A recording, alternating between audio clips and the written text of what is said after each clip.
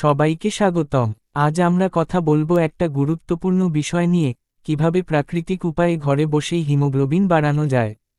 Haemoglobin কমে গেলে কি সমস্যা হয়, আর কিভাবে তা আবার স্বাভাবিক পর্যায়ে আনা যায়, এসব নিয়েই আজকের আলোচনা। হিমোগ্লোবিন কেন গুরুত্বপূর্ণ? হিমোগ্লোবিন হলো আমাদের রক্তের লোহিত কণিকার একটি গুরুত্বপূর্ণ প্রোটিন, যা শরীরের প্রতিটি অংশে অক্সিজেন পৌঁছে দেয়। শরীরে হিমোগ্লোবিনের মাত্রা কমে গেলে রক্তস্বল্পতা বা অ্যানিমিয়া দেখা দেয়। এতে করে শরীরের কোষগুলো পর্যাপ্ত অক্সিজেন পায় না, ফলে দুর্বলতা, ক্লান্তি, হাত পা ঠান্ডা হয়ে যাওয়া, চেহারায় ফ্যাকাশে ভাব, শ্বাসকষ্ট ও মাথা ঘোরার মতো উপসর্গে দেখা দেয়। সাধারণত পুরুষদের জন্য হিমোগ্লোবিনের স্বাভাবিক মাত্রা 13.5 থেকে 17.5 গ্রাম পার ডেসিলিটার এবং মহিলাদের জন্য 12 থেকে 15.5 গ্রাম পার ডেসিলিটার। ঘরে বসে হিমোগ্লোবিন বাড়ানোর কার্যকরী উপায়। 1. আয়রন সমৃদ্ধ খাবার। আয়রন হিমোগ্লোবিন তৈরির জন্য সবচেয়ে গুরুত্বপূর্ণ উপাদান।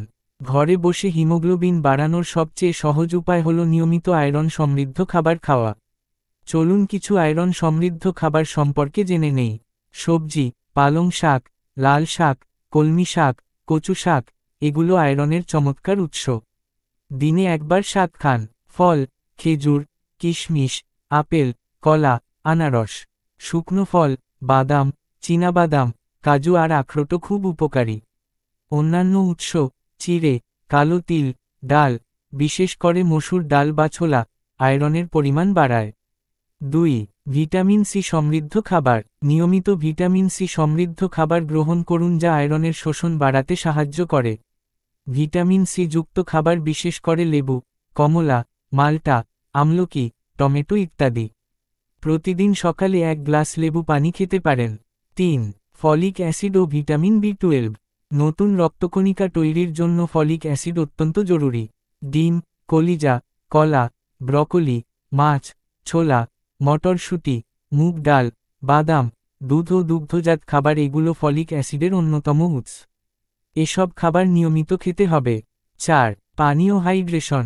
পর্যাপ্ত পানি পান করুন। রক্তে আয়রনের প্রবাহ ঠিক রাখতে দিনে অন্তত 8 থেকে 10 গ্লাস পানি পান করুন।